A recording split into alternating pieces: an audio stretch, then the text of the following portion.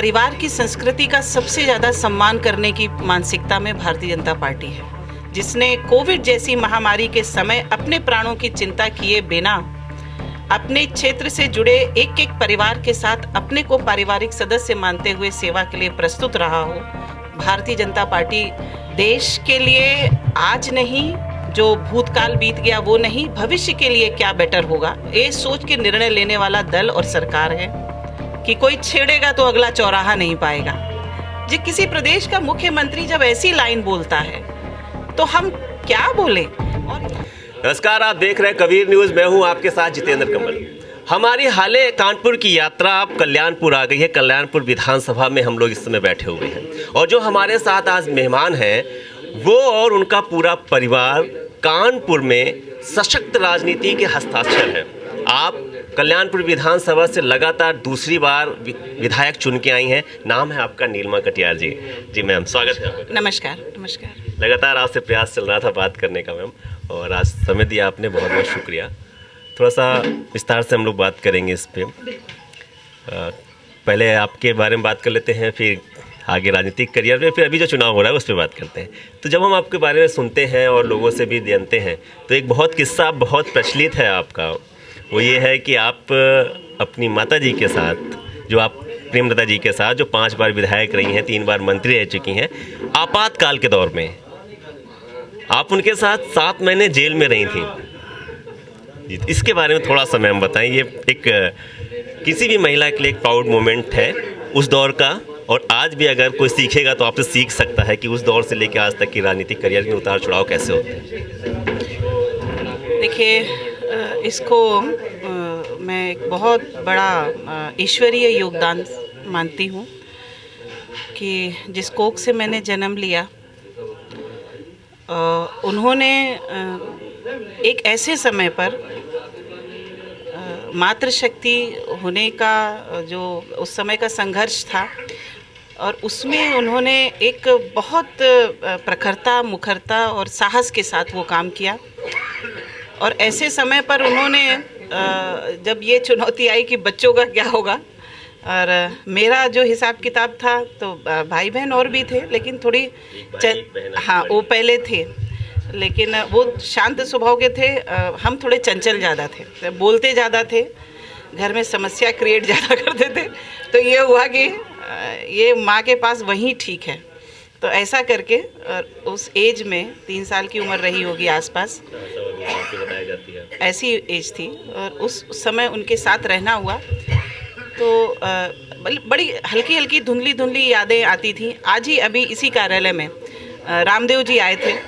तो रामदेव जी उस समय विद्यार्थी परिषद के थे, और हम वो विद्यार्थी परिषद में काम किया। तो वो लोग जेल के अंदर जुलूस निकालते थे।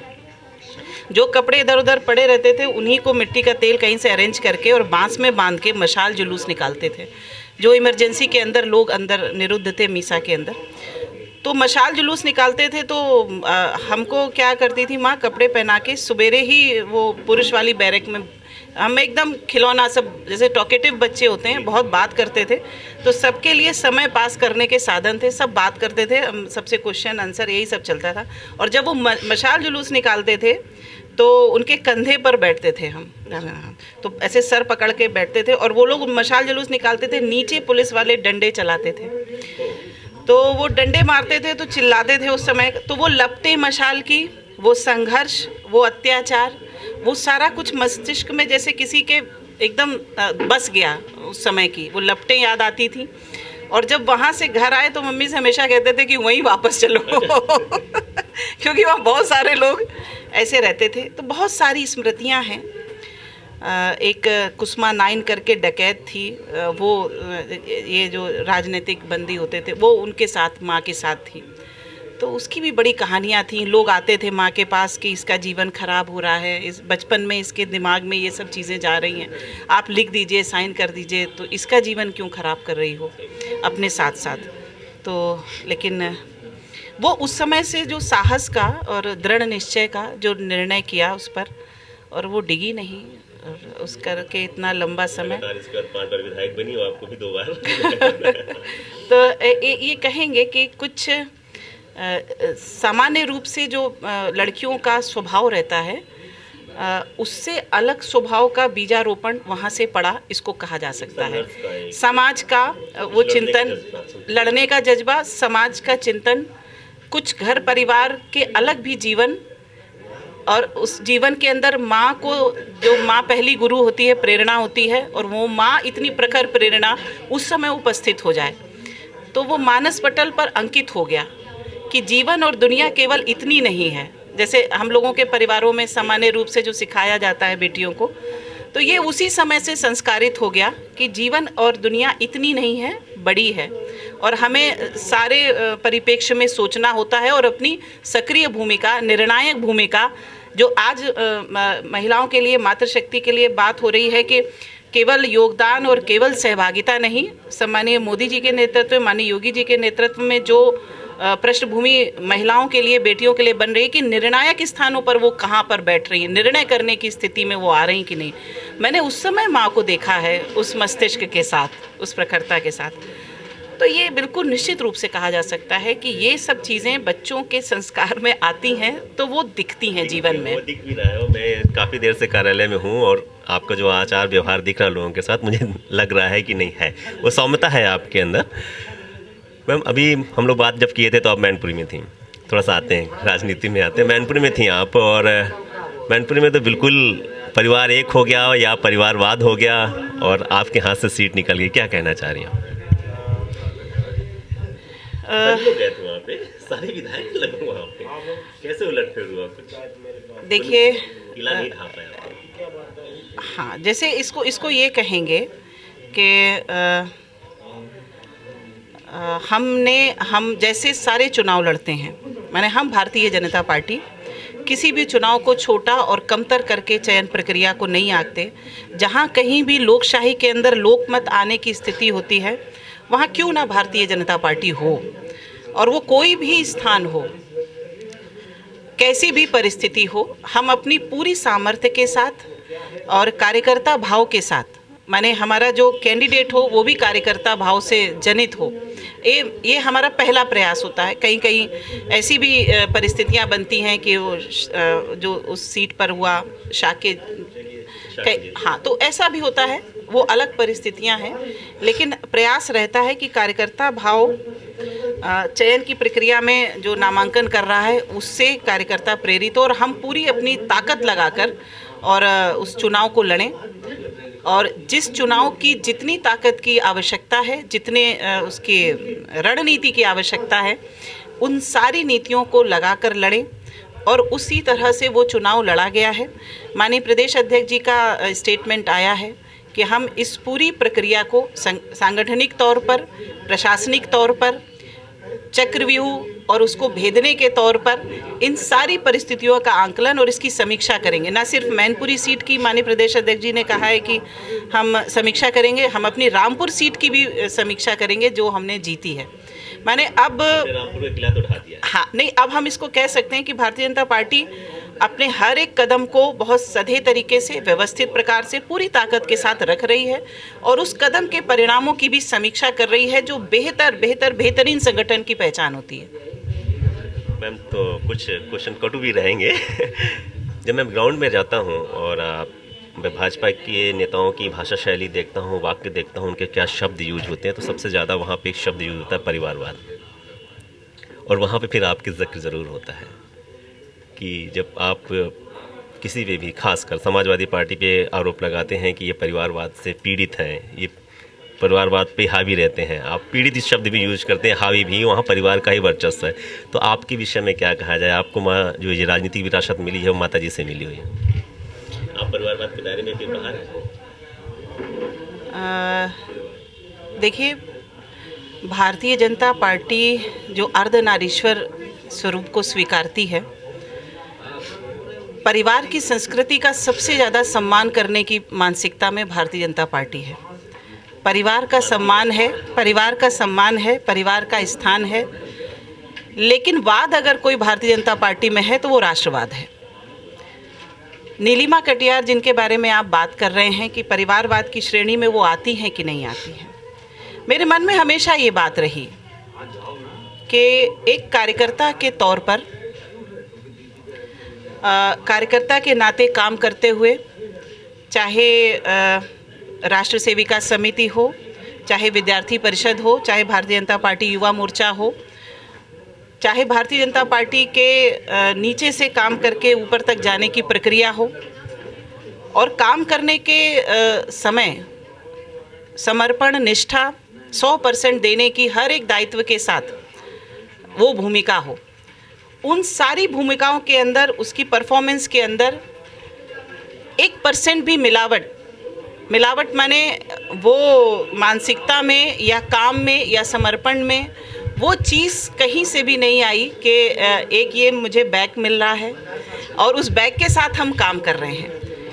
तो जैसे कोई भी कार्यकर्ता, हम जिस समय हमें 2017 में, हम 2002 में भारतीय जनता पार्टी युवा मोर्चे प्रदेश कार्य समिति सदस्य थे और उसमें लगातार जिम्मेदारियों का निर्वहन आप कार्यकर्ता हैं, हम ये नहीं कि आप अच्छे कार्यकर्ता हैं, आपने भाजपा के लिए बहुत किया, संगठन के लिए बहुत किया है और आपने मजबूत भी किया है, क्योंकि सतीश निगम जैसे चेहरे को यहाँ से हटाना, ये आपकी कार्यशैली, आपके संगठन का, और मेरे ख्याल से बहुत ज़्यादा लहर का इम्पैक्ट नहीं था आपके ऊपर, ये मानता हूँ 2017 चुनाव में आपने अपनी मेहनत से जीता था।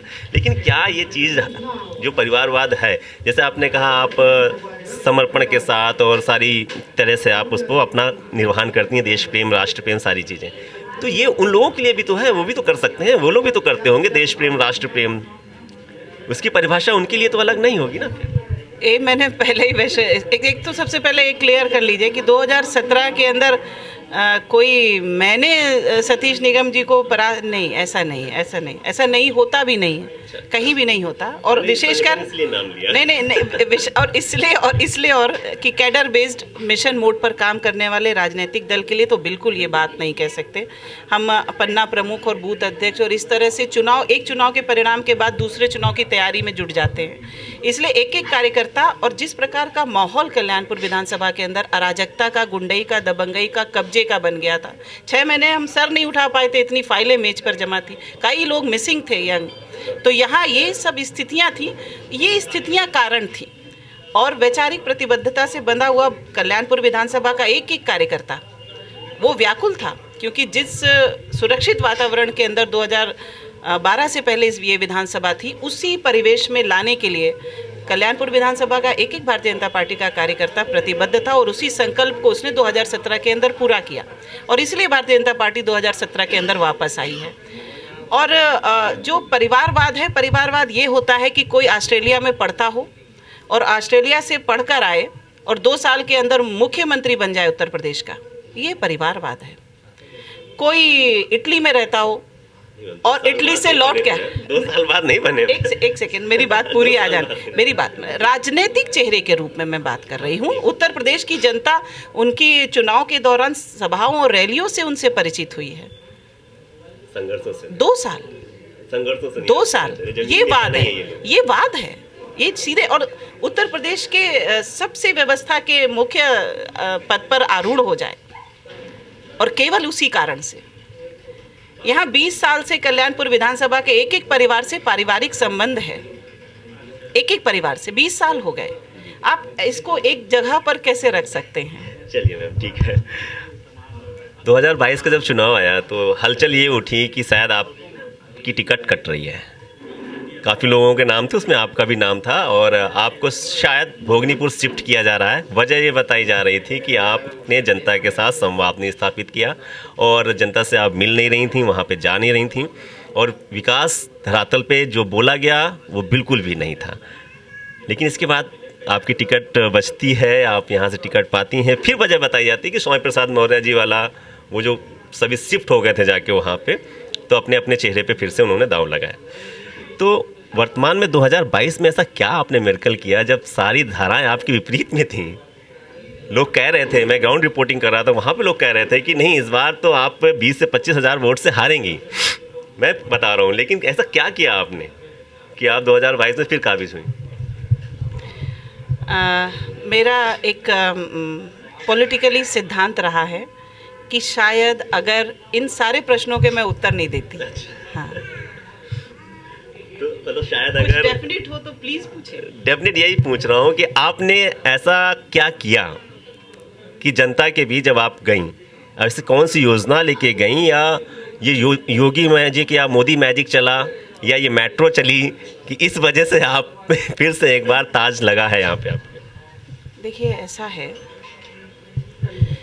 कभी भी इस देश में ये प्रश्न आए तो जो बाबा साहब लिख कर गए, जो बाबा साहब कह कर गए, उस पर प्रश्न चिन्ह होता है। जनार्दन है, और जनार्दन विशेषण इस देश के अंदर ही कहा गया, और इसलिए कहा गया कि सदी की सबसे बड़ी त्रासदी, परिवार के लोग एक दूसरे को छू नहीं रहे थे। ऐसे समय पर माननीय मुख्यमंत्री जी, माननीय प्रधानमंत्री जी के नेतृत्व की व्यवस्था से जुड़े हुए वो सारे सरकारी कर्मचारी, उनके साथ साथ भारतीय जनता पार्टी का एक एक कार्यकर्ता, मैंने अपने प्राण हथेली पर रखकर सेवा करी है। प्रश्न उठे तो प्रश्न उठने पर मुझे आश्चर्य है, कोई आश्चर्य नहीं कि भारतीय जनता पार्टी का कार्यकर्ता, जिसने कोविड जैसी महामारी के समय अपने प्राणों की चिंता किए बिना अपने क्षेत्र से जुड़े एक एक परिवार के साथ अपने को पारिवारिक सदस्य मानते हुए सेवा के लिए प्रस्तुत रहा हो, उसके लिए प्रश्न उठना आश्चर्य करता है। मतलब जो कोविड मैजिक था, जिसको लोग आपकी कमजोरी बता रहे थे, वही बाद में ताकत बनी आपकी, यही तो आप कहना चाह रही हैं। मैम आते हैं जरा सा, जिस समुदाय से आप आ रही हैं, ओबीसी समुदाय से आती हैं, मैं भाजपा परिवार से थोड़ा सा अलग बात कर रहा हूँ, ओबीसी समुदाय से आप आ रही हैं। इस समय देश में एक आवाज़ बुलंद हो रही है जातिगत जनगणना की, आपकी विचार क्या है उसमें?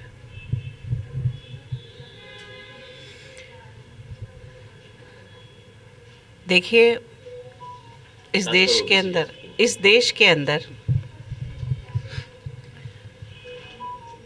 जब जब जिस आधार पर कैलकुलेशन की आवश्यकता हुई और कैलकुलेशन के माध्यम से सामाजिक न्याय की आवश्यकता हुई,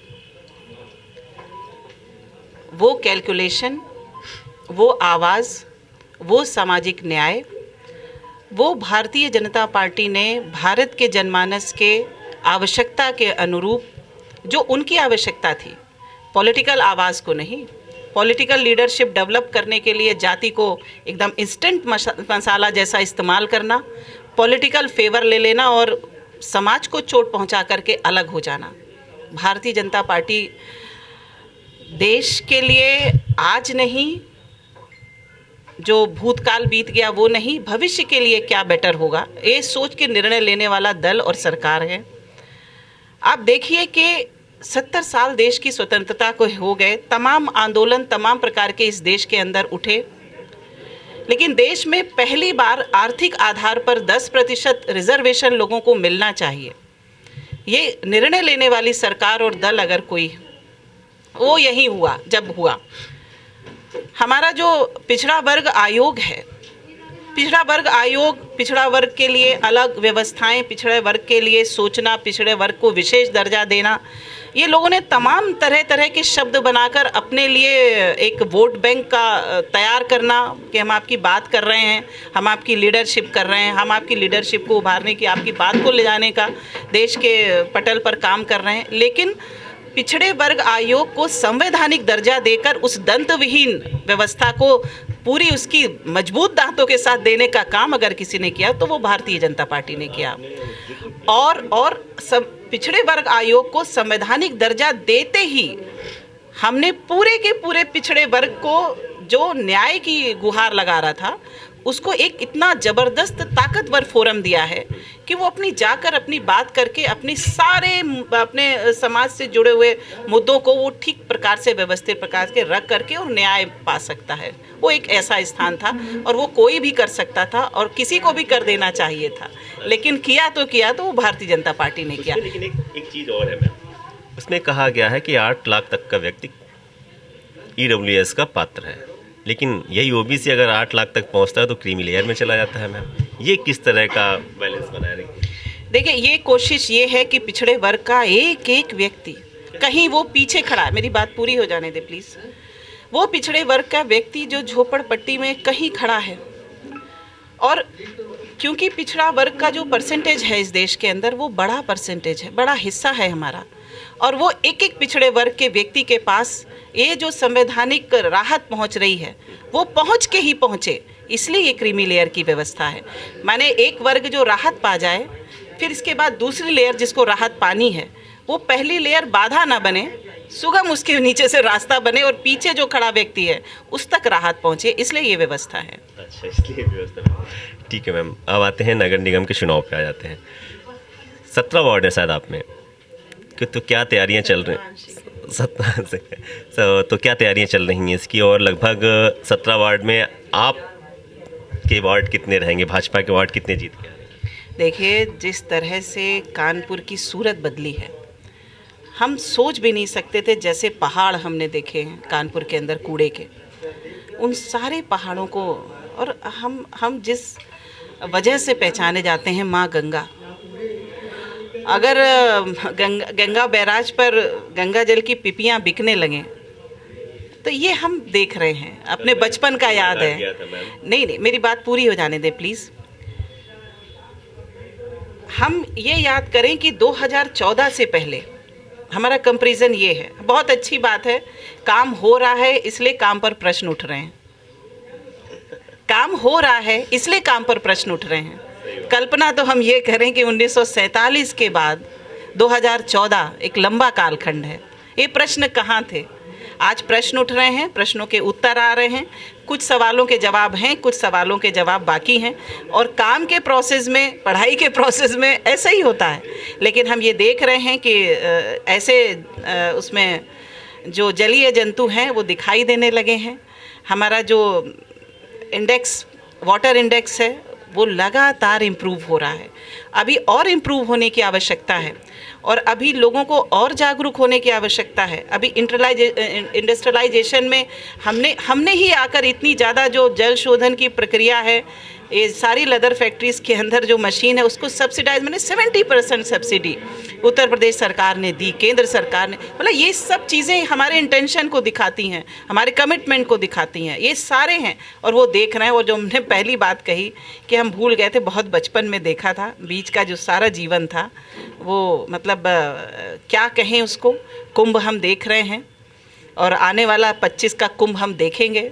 हम Guinness book of world record बना रहे हैं, तो ऐसे नहीं बन रहा है। माँ गंगा के किनारे के जो शहर हैं उनके अंदर जो स्थिति है, आज बातें हो रही हैं कि हाँ थोड़ा बहुत लीकेज है, 50 घरों का, 40 घरों का चोरी हो रहा है, पानी निकल रहा है, ठीक है, सीवेज जा रहा है, लेकिन हम सीसामऊ नाले का जो ड्रेन गिरता था उसको कैसे भूल सकते हैं? वो गया है। उधर तो मैं और रिपोर्टिंग करके आया हूं, तो पूरे वापस जा रहे हैं, फिर गंगा में ही जा तो रहे हैं। ये अभी पूरे नहीं कह सकते भाई। जो उसका आंकड़ा था, हम लोग समीक्षा करते हैं, उसकी डे टू डे मॉनिटरिंग होती है, और अभी काफ़ी कुछ काम होने की आवश्यकता है। लेकिन हमें, और अभी उसमें काफ़ी कुछ काम होने की आवश्यकता है, हम तब कह रहे हैं जब ज़्यादा काम हो चुका है, ज़्यादा काम हो चुका है समय सीमा के अंदर, और सारे एस्पेक्ट के अंदर हम उसको कर रहे हैं। पहली बार उसको इतना गंभीर चिंतन देकर उसको मिनिस्ट्री उसको बनाई है, और नीचे तक कैसे कैसे उसको ठीक कर सकते हैं। इवन हम उसके आसपास के एक बड़े एरिया के अंदर माने उसको जो खेती है, जैविक खेती को लेकर के आ रहे हैं। माने कितने महीन तरीके से हम अपनी माँ गंगा की सुरक्षा कर सकते हैं, उसको करने की कोशिश कर रहे हैं। एक एक लीकेज को चेक करने की कोशिश कर रहे हैं, जो भी दूषित करने के कारक हैं उनको चेक करने का काम कर रहे हैं। लास्ट के 2 सवाल मैम, मुश्किल से 2-3 मिनट लेंगे आपका। आप महिला हैं, और मैंने पिछले इंटरव्यू में आपको देखा है, आपने बार बार ये कहा है कि योगी सरकार जो कानून वाली सरकार है, कानून बहुत सख्त है, और आपने अभी सामाजिक न्याय की बात करी। लेकिन जब महिलाओं पे अत्याचार की बात आ रही है, तो आप हों या कोई भी हो, मैं कई केस, हाथरस का केस हो जाए, इलाहाबाद का केस हो जाए, बहुत केस है, तो ये महिलाएं पार्टी हो या सरकार के विरुद्ध हो या किसी और नीति के मुखर क्यों नहीं होती हैं? आप लोग फिर प्रश्न क्यों नहीं उठता है इनका? वो आंदोलन की ज़रूरत है वहाँ पे, वो क्यों नहीं होते हैं? देखिए, प्रश्न तब उठता है कि जो व्यवस्थाएं बनी है, जो पुलिस प्रशासन है, कोई घटना होती है उसमें हमारी सत्ता व्यवस्था से जुड़े हुए लोग पुलिस प्रशासन से जुड़े हुए लोग, उनकी प्रतिक्रिया क्या होती है? वो दोषी के साथ खड़े हैं कि दोषी के विरुद्ध खड़े हैं? हाँ, तो उसमें तुरंत जलवा दिया जाता और नहीं, कार्रवाई हुई, उसकी जांच हुई। कार्रवाई होता है। नहीं, मेरी बात किसी भी स्तर पर पहला प्रश्न होता है कि जिनके पास हमने जिम्मेदारी दी, जिन पर हमने विश्वास किया, जिनके ऊपर सुरक्षा का दायित्व है, उनका दृष्टिकोण उस घटना को के दोषियों को लेकर क्या है? पहला नज़रिया होता है। जिनके पास दायित्व है, जिनके पास जिम्मेदारी है, वो आकर कहते हैं, आज के समाचार पत्र में है कि कोई छेड़ेगा तो अगला चौराहा नहीं पाएगा। जी, किसी प्रदेश का मुख्यमंत्री जब ऐसी लाइन बोलता है तो हम क्या बोलें? और ये जो हम कैसे, मतलब अब जिस एरिया में आप हमारा इंटरव्यू कर रहे हैं, 30 किलोमीटर पीछे तक अपहरण उद्योग, डकैत गिरोह, संगठित अपराध, पता नहीं चलता पकड़ कहाँ गई। आज मतलब नाम लेने को एक गिरोह नहीं है। संगठित अपराध शून्य हो चुका है, और संगठित अपराध शून्य होने का मतलब है कि प्रशासन का क्या एंगल है? तो सरकार पे बहुत विश्वास है, इसलिए आप लोग शांत रहते हैं। विश्वास का विषय नहीं, सरकार का दृष्टिकोण दोषियों को कठिन से कठिन सजा देने का है, इसलिए हम लोग शांत रहते हैं। एक अंतिम प्रश्न आपसे ही जुड़ा हुआ है, क्या हम बहुत जल्दी आपको मंत्री के रूप में देखेंगे कानपुर का प्रतिनिधित्व करते हुए? क्योंकि कानपुर नगर में कोई मंत्री नहीं बनाया गया, देहात से 3 बना दिए गए। पूरा सदन उनको दिया गया है कानपुर को। पूरे हमारे विधानसभा माननीय अध्यक्ष जो हैं, तो वो सतीश भाई साहब हैं। लोग देखेंगे क्या आप लोग मंत्री बनते हुए देखना चाहते हैं? तो ये पर्सनल है, क्या देखेंगे जल्दी? देखिए, ऐसा है कि हम लोग जिस संगठन में काम करते हैं, इस संगठन की जो मैंने अभी विषय आया था कि हमारी 4 पीढ़ियां लग गई हैं। तो हम जब भारतीय जनता पार्टी का जो समर्पित कार्यकर्ता है, वो उस पृष्ठभूमि से आता है कि त्याग और सेवा राजनीति का अर्थ है, और इस त्याग और सेवा में व्यवस्था पर हम अधिकार किए बिना इसको व्यवस्थित प्रकार से कर नहीं पाएंगे। उद्देश्य केवल इतना है। तो ये कैसे होगा, बेटर होगा, ये नेतृत्व का निर्णय होता है। जी, चलिए ठीक है। बहुत अच्छी वार्ता रही और सार्थक रही। हमसे बात करने के लिए मैम बहुत बहुत शुक्रिया। बहुत बहुत धन्यवाद।